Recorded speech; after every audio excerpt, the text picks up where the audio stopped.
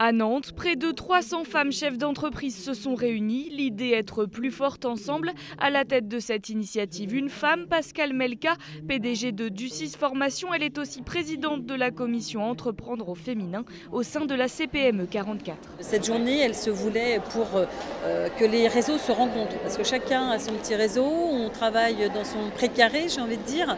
Mais au final, on ne travaille pas beaucoup ensemble. Le souhait, c'est pas qu'il y ait qu'un seul réseau, bien sûr, mais qu'il y ait de temps en temps des actions communes parce que l'impact est beaucoup plus puissant et on le voit aujourd'hui. L'objectif est aussi de réunir toutes les femmes, peu importe leur corps de métier, faire venir à la PDG qui travaille dans le numérique comme celle qui excelle dans la plomberie. Béatrice Vatio est à la tête de l'entreprise ATC Watt. Les femmes qui entreprennent, quels que soient les domaines, elles osent. Dans le business, quand on est différent, c'est un avantage. Donc moi, en tant que femme chef d'entreprise, je laisse pas de marbre. Donc déjà, la porte, elle s'ouvre.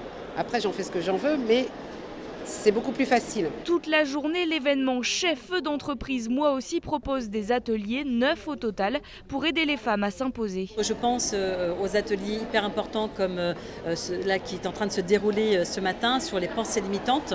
Qu'est-ce qui limite les femmes à entreprendre? Qu'est-ce qui nous bloque à ne pas oser entreprendre ou à oser développer? Donc ça, c'est vraiment un atelier qu'il ne faut vraiment pas louper. D'ailleurs, à la sortie des ateliers et des conférences, les participantes et participants sortent ravis. Ça permet de faire de belles rencontres, de voir qu'on partage souvent les mêmes problématiques en tant que femme. Équilibre vie pro, vie perso et puis oser aussi. C'est la première fois que j'assiste à ce genre de réunion. Oui, se retrouver à peu près moins de 10% d'hommes sur une salle qui fait 250 personnes.